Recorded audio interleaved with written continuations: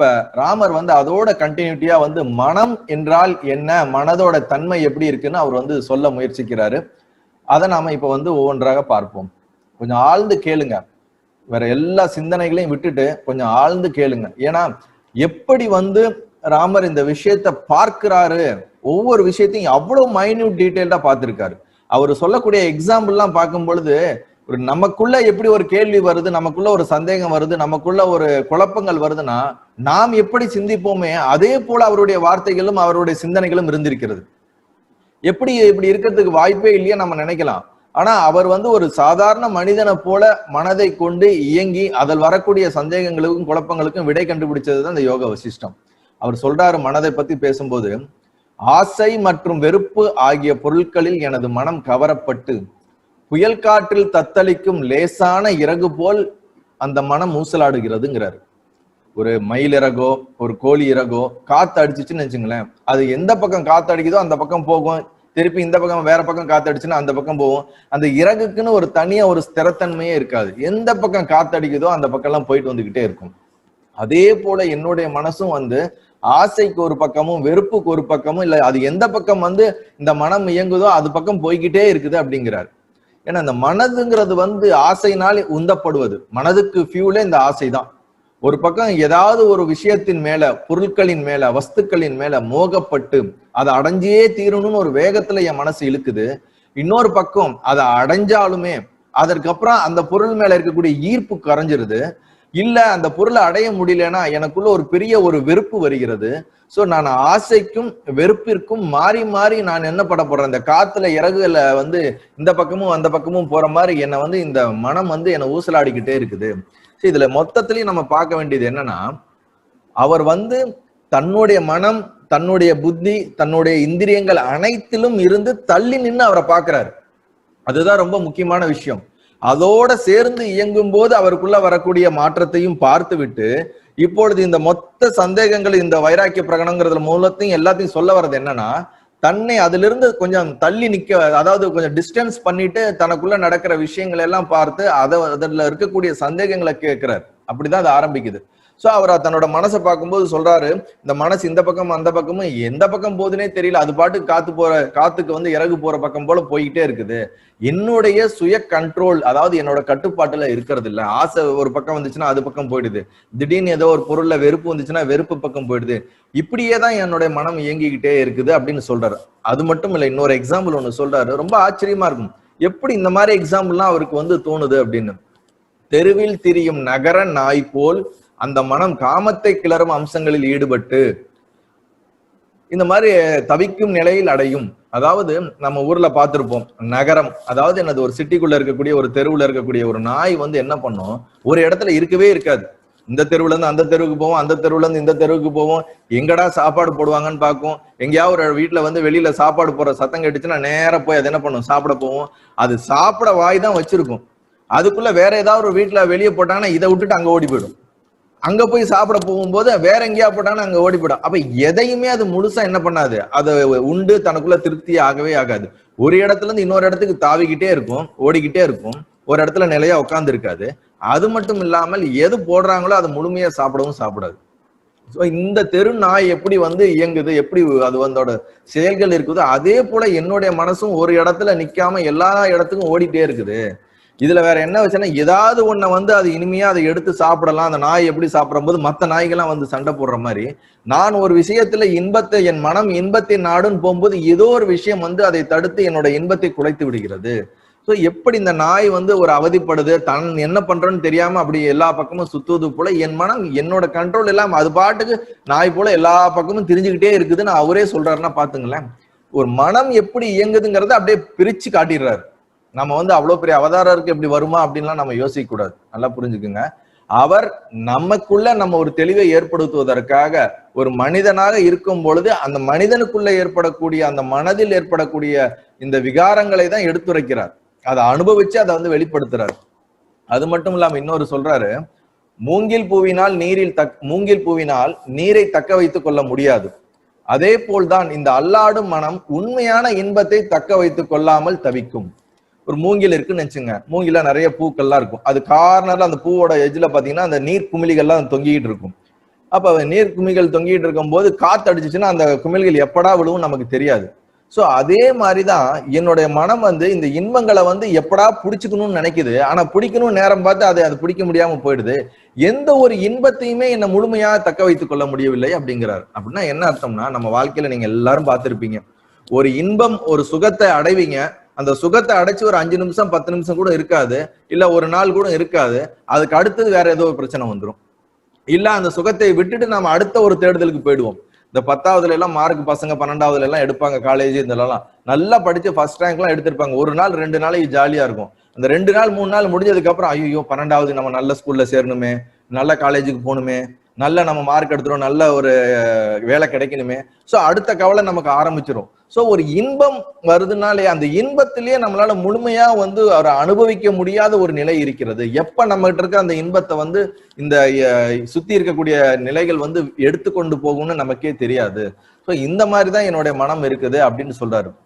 அது மட்டும் இல்ல, இப்ப நம்மளுடைய ஒரு ஆறு போய்கிட்டு இருக்குன்னு வச்சுங்களேன். இந்த ஆறுல வந்து அப்பப்ப சில இடத்துல நீர் சுழற்சி ஏற்படும். அந்த சுழற்சி வந்து அந்த பொருள் சுழற்சியில வந்து எந்த பொருள் போனாலும் அது என்ன பண்ணிடும், அது டக்குன்னு உள்ள இழுத்துரும். மனிதர்களே போனாலும் அந்த சுழற்சியில வந்து மாட்டிக்கிட்டு நம்ம உள்ள விழுந்துருவோம்.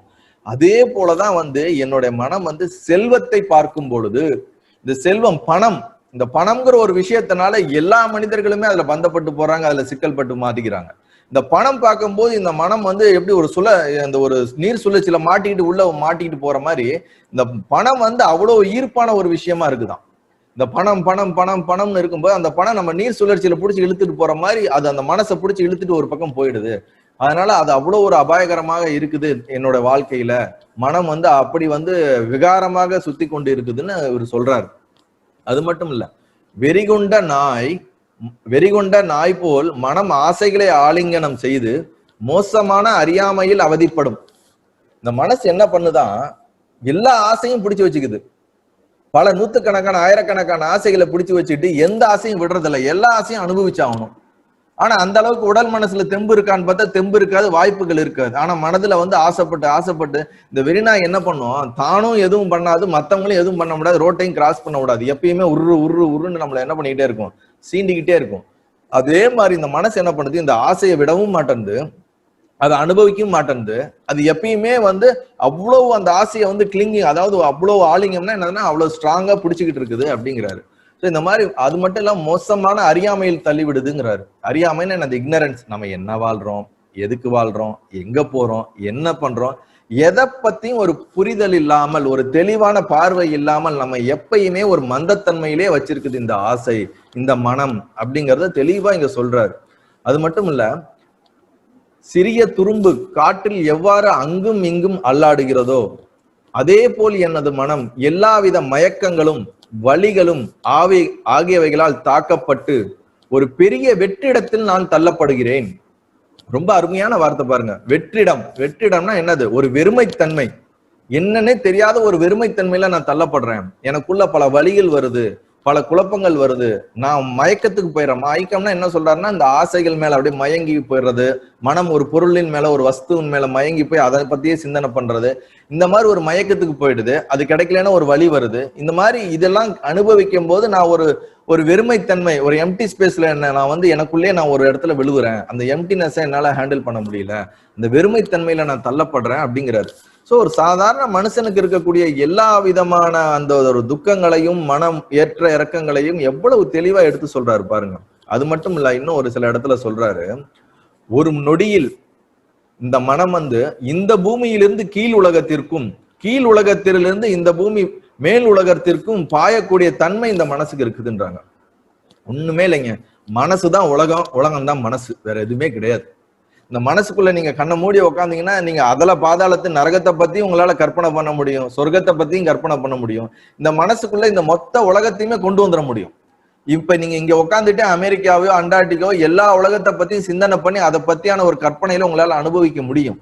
சோ இந்த மனம்ங்கிறது வந்து எல்லா பாதாள உலகத்துக்கும் போது, சொர்க்கலோகத்துக்கும் போது, மேலேல் உலகத்துக்கும் கீழேல் உலகத்துக்கும் பாயக்கூடிய தன்மை இந்த மனதுக்கு இருக்குதுங்கிறாரு. இதை கட்டுப்படுத்துவதற்கு உண்டான ஒரு சூழல் இல்லாம அது எல்லா இடத்துக்கும் கண்ட பின்னமைக்கு போயிட்டே இருக்குது அப்படின்னு இங்க சொல்ல வராரு.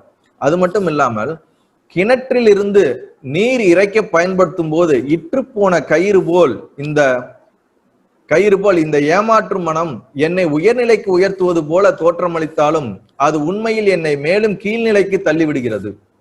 நம்ம கிணத்துல தண்ணி எழுப்போம், அந்த தண்ணியில அந்த அந்த கயிறு வந்து இத்து போச்சுன்னு வச்சுங்க, அதுலயே நம்ம தண்ணி எடுத்துட்டே வச்சுங்க, எப்ப விழுவும் நமக்கே தெரியாது.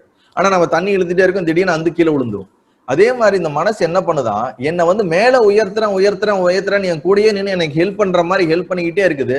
பார்த்தா ரிசல்ட் என்ன இருக்குன்னா, என்னை மேற்கொண்டு என்னது கீழே கொண்டு போய் தள்ளுறதுலதான் இருக்குதே தவிர என்னை மேல் நோக்கி எடுத்துட்டு வர்றதுல அதுக்கு வந்து அதனோட இயற்கையாவே அதோட செயல்பாடு இல்லை அப்படிங்குது. என் கூடயே இருந்து எப்படி ஒரு கூடயே இருந்து குழி பறிக்கிறாங்கம்பாங்கல்ல, அதே மாதிரி நமக்கு வேற யாரும் குழி பறிக்க தேவையில்லை, நம்ம மனசே நமக்கு குழி பறிச்சிரும். அததான் இங்க சொல்ல வர்றாரு ராமர். என்ன சொல்றாருன்னா, கூட இருந்து நம்ம மனசு சொல்றபடி நம்ம கேட்கிறோம், நம்ம மனசு இயங்குறபடி இயங்குறோம்னா நம்மள நல்லபடியே கூட்டிட்டு போற மாதிரி கூட்டிட்டு போய் நம்மள ஒரு இடத்துல என்ன பண்ணிடும், படுகுழியில வந்து தள்ளி விட்டுடும். இந்த மனசை நம்பவே கூடாது அப்படிங்கிறாரு.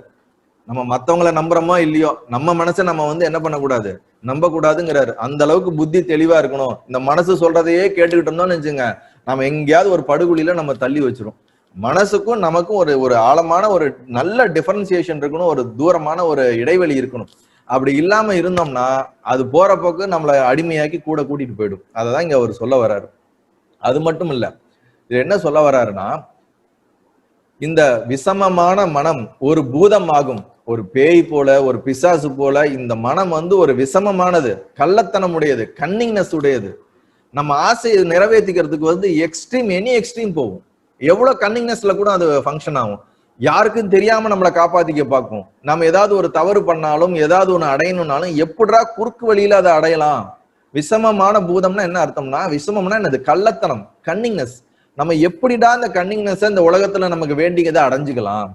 ஒரு நேர்வெளியில போய் அடையிறது அதெல்லாம் ரொம்ப நேரம் ஆகும், ரொம்ப உழைக்கணும். எப்படிடா நம்ம வந்து குறுக்கு வழியில நம்ம வந்து பயணம் செஞ்சு நம்ம ஈஸியா நமக்கு வேண்டிய ஆசைகளை நிறைவுபடுத்திக்கலாம் அப்படிங்கிற மாதிரி இந்த விஷமமா இயங்கக்கூடியது இந்த மனம் அப்படிங்கிற. அது ஒரு பேய் போல இயங்குது, பிசாசு போல என்ன பண்ணுது ஏது பண்ணுதுன்னு தெரியாம அது இஷ்டத்துக்கு பண்ணிக்கிட்டு இருக்குது அப்படிங்கிறது அவர் சொல்றாரு. அது மட்டும் இல்ல, நமது மனதை அடக்குவது என்பது முடியாத செயலாகும். அதுவும் எதுல இருந்து சொல்றாருன்னா, பெரிய மலையை கூட ஏற முடிஞ்சிடலாம், ஆனா இந்த மனசை வந்து ஏறுறது வந்து ரொம்ப கஷ்டங்கிறாரு.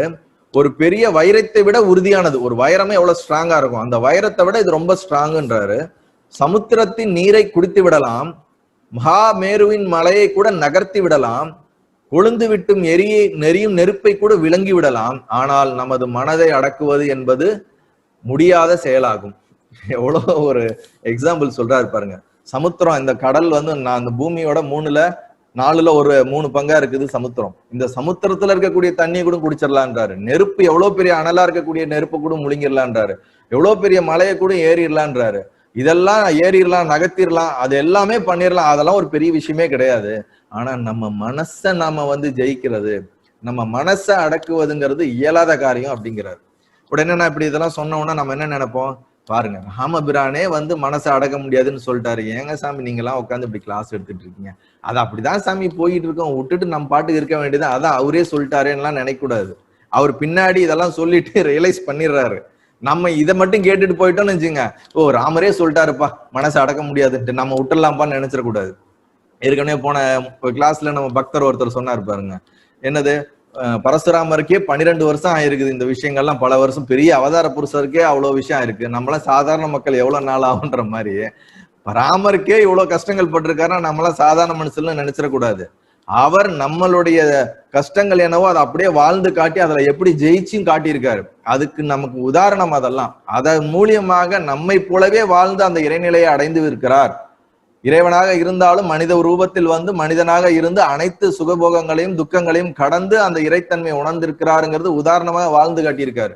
நம்ம அந்த உதாரணத்தை எடுத்துக்கணுமே தவிர, எப்படிலாம் இதுல இருந்து எஸ்கேப் ஆகுறது, எப்படிலாம் நம்ம ஒரு மெடிடேஷன் பண்ணக்கூடாது, எப்படிலாம் நம்ம ஒரு பிராக்டிஸ் பண்ணக்கூடாது, இதுக்கெல்லாம் இந்த மாதிரி நல்ல விஷயத்துல இருந்தெல்லாம் நம்ம ரொம்ப சீக்கிரம் நம்ம மைண்ட் என்ன பண்ணும், ஏற்கனவே நான் சொன்னல கன்னிங்னஸ்ன்னு, இதெல்லாம் ட்ராக் பண்ணி எடுத்துக்கும். நான் ஒரு 1 மணி நேரம் பேசினேன்னா அந்த விஷயம் எல்லாம் உள்ளே போகாது. ஆனா ராமர் வந்து அவரே கஷ்டப்பட்டிருக்காருப்பா, அவரே முடியாதுன்ட்டாரு பாரு, அதெல்லாம் இவரும் அதே தானே சொல்றாரு. அதனால அதை எடுத்துக்குவோம்பா, நம்ம மனசு கரெக்டா அந்த நெகட்டிவான விஷயத்தை தான் பிடிச்சிருக்கும். அவர் நெகட்டிவா இங்க சொல்லல, அதோட தன்மை அதோட இயல்பு எப்படி இருக்குங்கிறது அதை விளக்கி காட்டுறாரு. இவ்வளவு டீட்டெயில்டா விளக்குன ஒரு விஷயம் நான் இதுவரைக்கும் எந்த நூலிலையும் பார்த்ததில்லை. பகவத்கீதையில கூட பாத்தீங்கன்னு வச்சுங்களா, அர்ஜுன விசாக யோகம்னு ஒரே விஷயத்துல அவர் தன்னோட மனசை வந்து ஒரே அத்தியாயத்துல சொல்லிடுறாரு.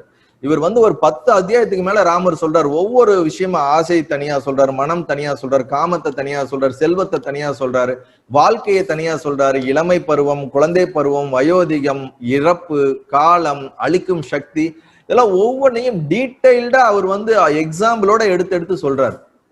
எப்படி ஒரு 16-15 வயது இருக்கக்கூடிய ஒரு சிறு வயது ஒரு பாலகனால வந்து ஒரு அதாவது இளமை பருவத்துக்குள்ள என்ட்ராகக்கூடிய ஒருத்தரால இவ்வளவு டீடைல்டா சொல்ல முடியும். வசிஷ்டரே பல இடத்துல அவர் கேட்கிறாரு, என்னப்பா நீ ஒரு சின்ன பையன் நினைச்சா நீ இப்படி எல்லாம் கேள்வி கேட்கிறீன்னு பல இடத்துல அவர் சொல்றாரு.